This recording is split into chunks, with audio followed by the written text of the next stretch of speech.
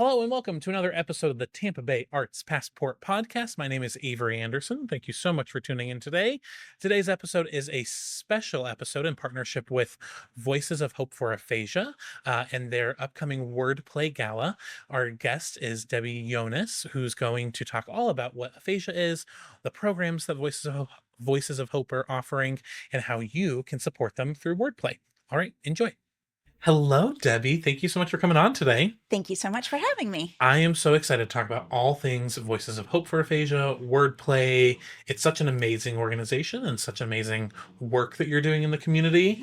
And I just recently got involved with you all not too long ago. So I have to say, I wasn't even fully aware of what aphasia is and the impact it has for folks living in the Bay Area. So I just think you're doing amazing work. So I'm glad we can talk about it today. Well, thank you very, very much. I obviously am passionate about it, and I'm always so grateful when other people really understand why it's important and the impact that it makes. So thank you. Let's just start very surface level. Yes. Because there's probably some people listening that have not heard of aphasia before. So let's just talk about what is aphasia and then what is the work that your organization is doing. Sure. I'm always very grateful to be able to define aphasia because there's some inaccurate definitions about it. So I'm going to give you my very boiled down definition. Aphasia is a language disorder, an acquired language disorder. Okay. So those two words are the important ones. So language meaning that it's a disorder that affects speaking, understanding, reading, and writing, the four ways in which we use language. And acquired because it means something happened that caused it. So it's not something from childhood. It's not something from birth. It was, God forbid, any one of us, you or I, and then something happened that we acquired the disorder. Now, most commonly, it's due to stroke. Numbers upwards of 75% of cases are due to stroke. But it could be anything that affects the part of the brain where we process language. So a stroke, a car accident, in the case of former Representative Gabby Giffords, a gunshot wound that entered right in that part of the brain. Or it got a lot of publicity through Bruce Willis a few years ago, which is a form of a progressive disease, a form of dementia, where the disease has settled first, primary progressive aphasia, in the part of the brain that processes language. And then that continues to spread, unfortunately. In the cases, I will say, in the cases of sort of sudden onset, a stroke or an accident, people can continue to improve. With one big caveat that leads me into the definition of Voices of Hope or who we are. People can continue to improve forever. There used to be research that said, how much ever improvement you got after a stroke at 6 months, 3 months, a year, whatever that number is that got thrown around. We've proven that not to be true. There's research proving that the brain is an incredible thing and it can continue to repair itself forever, even if we're older. It slows down the pace of how quickly it'll recover, but you can continue to recover if you stay active, if you continue to use that language, if you continue to stay engaged in life and participate, which is where Voices of Hope for Aphasia comes in. I love it. Yeah, talk to me a little bit about your programming and what you're doing to help people stay active. Yeah. So Voices of Hope was established, I think we're coming up on our 15th year, I have to do the math, by a person with aphasia, Mike Caputo, and his wife, Kathy, who realized that there needed to be more for people with aphasia. Before Voices of Hope and across the country in places that don't have programs like ours, if you're lucky to be insured, then you get a few sessions of speech therapy a week for however long your insurance company is willing to pay for it. But it's maybe 45 minutes a couple of times a week if you're lucky. But aphasia, like any language, you need to use it. You need to keep engaging. And so Mike and Kathy said there needs to be more for people with aphasia. There needs to be a way for people with aphasia to come together, get support, and actively participate in conversations that are supported. Because life goes too fast for a person with aphasia. So there needs to be some safe space for that to happen.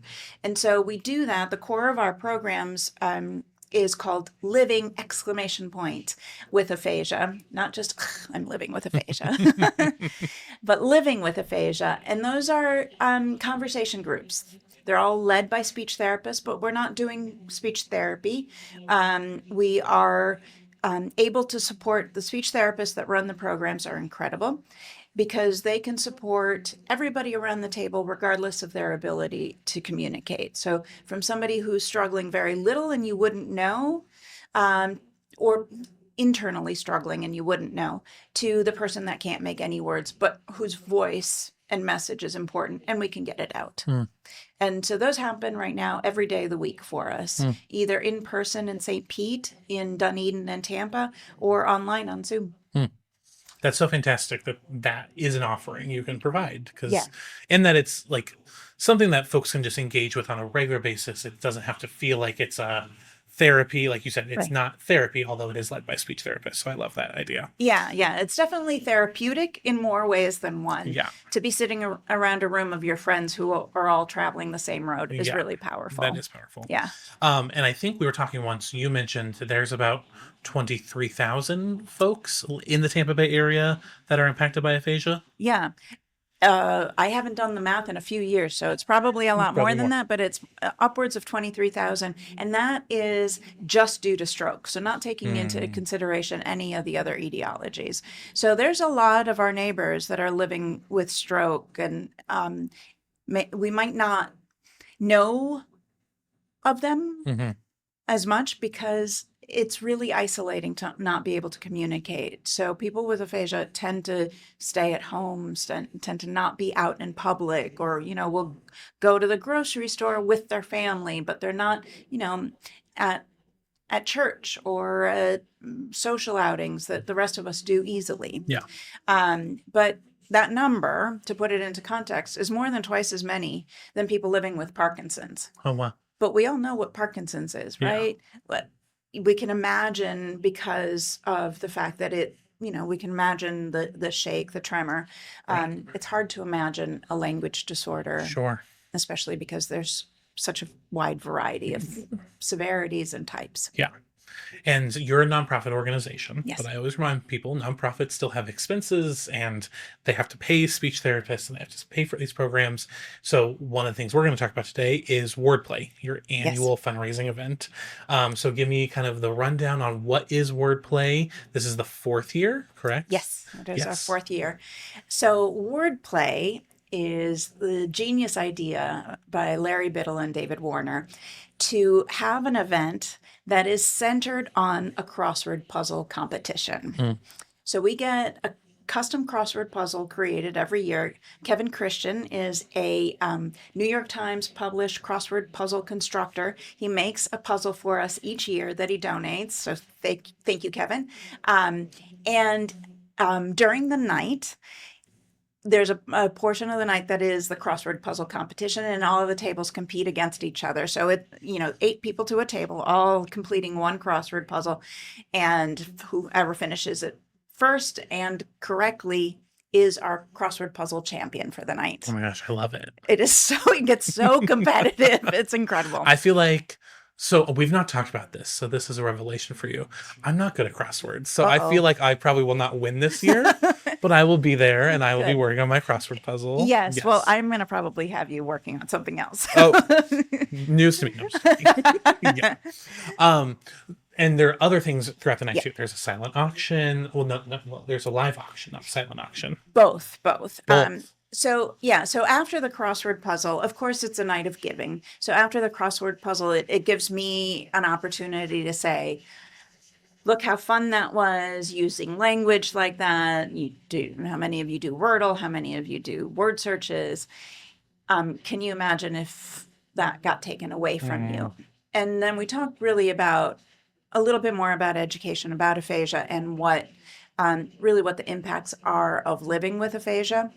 And then we turn it into an evening of giving. So there are live auction items that are always highly competitive to get. We have some silent auction items. The special items are all made by our members. Plus, we have some other things. And then we just have opportunities to give from the heart. And I think that is such a special thing, because this is what then funds your year of operation and getting to actually do that work. Yeah. Yeah. I'd love to talk about, for those that like are new and have never been before, is this an event that you think they will enjoy, or is this something that like is really just for your members and that sort of thing? So we have won an award for how awesome our gala is. So yes, people will have fun. It's not. It's a casual gala where it's not a stuffy get. Well, I don't mean it's stuffy, but you don't have to get dressed up. It's really about you can wear a ball gown, but no ball gowns required. No ball gowns required. Yes. In fact, our theme for the night, our dress code for the night, is to encourage people to dress like a crossword puzzle. Oh my gosh. Black and white theme, creative crossword puzzle is what we say. And then it's really about the sort of competitiveness, the puzzle games. We have a bunch of other word games. And like you said, it's then about the giving. And I've been told, and I know that people will only tell me the good. No, I also get the bad parts. But I've been told that, I've been to so many galas in my life, and I dread going to them. But this is the one that I look forward to every year. Mm-hmm. And I think we make it a really fun night. Yeah. And this year is, every year is special, but this year's different in a way because it's at a new venue this year. Yes. So talk about, why is it moving to USF St. Pete, and what does that kind of allow you to do? Yeah, I'm super excited to partner with University of South Florida Communication Sciences and Disorders Department, which I am a graduate of. My master's degree comes from there. So they're hosting us at the USF St. Pete campus. They have this beautiful ballroom overlooking the bay, overlooking the airport, and it allows us to welcome more people. So it's a sort of a change of scenery for us that puts us right in the heart of St. Pete, Mm-hmm. which is going to be fantastic. And it also allows us to highlight some of our St. Pete neighbors as well as the Tampa neighbors as well. So, and correct me if I'm wrong, because numbers are not my strong suit. Over the course of 3 years, we've raised $400,000 so far. correct. Yeah. Talk a little bit about, like, I know we can say generally that money goes into the programs, but why is this really like that important? What is this night directly funding when you think about, like, oh, I'm coming for a crossword puzzle, but then that dollar is going further? Yeah. So thank you for asking that question, because sometimes, donating to nonprofits, you don't know what kind of impact your dollar is making. And I'm proud to say that almost 100% of our overhead is covered through grants and through our board. So the money that we raise in the night goes directly to the programs. And so the program that I talked about earlier, the Living with Aphasia program, is conducted by speech therapists. So our biggest expense really is to compensate those staff fairly, but make all those programs available to people who otherwise are sitting at home. And there's a lot of fear, there's a lot of isolation that happens if we can't welcome them in person. So it goes directly to that. We also have some education programs that we offer for family units as a whole, family and friends, that are helpful, especially when being released from a hospital or a rehab and you're going home, and if your loved ones had a stroke and maybe they have some mobility issues, you're worried about, are they going to be safe at home? Do I have the right bed? Can I install a ramp into the house? Are they going to be able to manage the bathroom? And then all of those things settle in and you realize, I can't communicate with my loved one. We're not having the same kind of conversations, and they are feeling frustrated. And so we're there to sort of improve their quality of life. That's our mission, to improve the quality of life of the person with aphasia and of the loved ones through programs, through caregiver support programs, through education, through outings, through all of it. It's really kind of a holistic way that we approach caring for the whole life of a person with aphasia and their loved ones. And correct me if I'm wrong, most of the programs are free. Correct. So we don't require a fee. We will never turn anybody away based on their ability to pay. We understand the huge impact, financial impact that a stroke can have or a brain injury can have. Most of our folks, the average age of our population is younger and younger. It used to be, stroke, people in their 70s and 80s. Now, I think our average age is probably mid 50s. So they're still at work. They're still raising money for their family and being productive.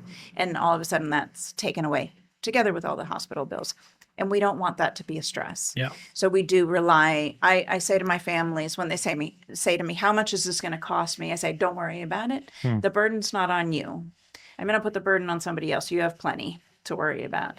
But of course, it costs money to do anything, Yes. right? It costs money, like you said. There's still expenses, and so many of our members, despite the fact that I don't require a contribution, they will contribute because they see the impact and the value of the programs. Yeah.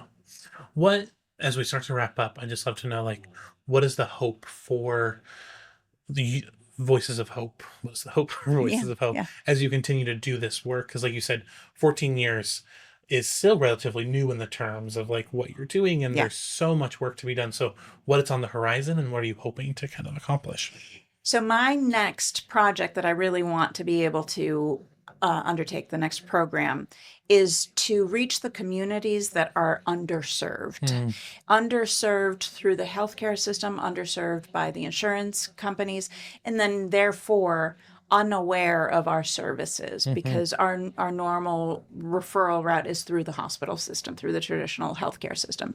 So my next big program that I'd like to get up off the ground, and that I'm hoping that some of the funding from Wordplay can help to support, is bringing our Living with Aphasia program into the community of South St. Pete is my first aim. So to partner with churches, Black sororities and fraternities and community centers and some of our other organization colleagues that are serving that area, to partner with them to provide these services. And really, a lot of them aren't getting any speech therapy, so we can support in that way. Yeah. All right, as we wrap up, let's run through Wordplay one more time. Yes. When, where, how do you get tickets? What are you supporting? Any details for the night of? We'll just rapid fire all the things that you can think of. Okay. So Wordplay is Wednesday, July 1st, starting at 6:30 at the USF St. Pete Student Center Ballroom, beautiful downtown. And tickets are available on wordplaytampabay.com. And also our website, vohaphasia.org.